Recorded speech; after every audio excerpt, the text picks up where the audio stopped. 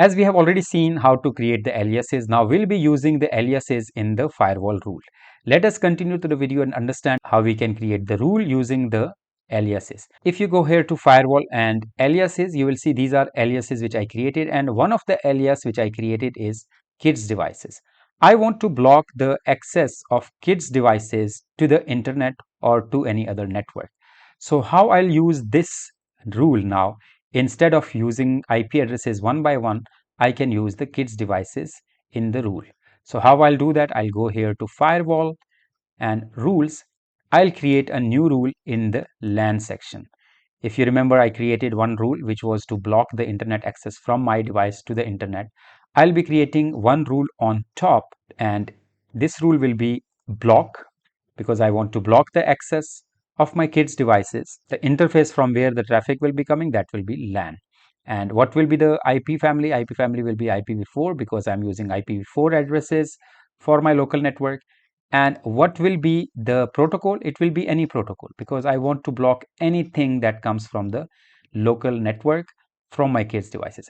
Here you can see source, and source, of course, we know these are the kids devices. So how the kids devices are defined? These are defined as the single host or aliases. So I'll be using alias here, and what will be that alias? The list will be available here now. If I type K, it will show me kids devices. There are multiple aliases that we created. If you remember, we created the my local network, we created kids devices and all of that. I'll be using kids devices, that from these devices I want to block the internet access. So destination will be any. So what will I name it? I will name it block internet access from kids devices, and I'll save it. Now if I apply the changes, what will happen? That kids devices won't be able to access the internet. So I have used the aliases here.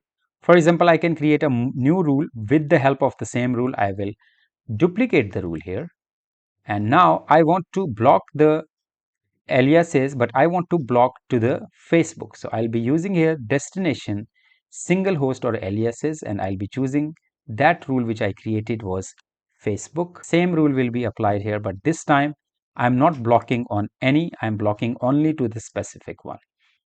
So I'll save it here, apply the changes. Now these both rules are applied here, and you can see that this rule has started working. There is a traffic which is already going here, and the traffic has been blocked, and you can see here how many packets are blocked. Of course, now kids devices are not able to access, and if I hover over to the devices here, it will show you all the IP addresses that will be blocked within this rule. The access from the kids devices to any network is blocked right now, and here also from the kids devices to the Facebook. So if I hover over to Facebook, it will show you that facebook.com for different values will be blocked. So this was how we used alias. So you can create various aliases, and those aliases can be used within your firewall rule. We'll also understand more aspects related to the firewall rules. Let us continue to the next video and understand more about firewall rules.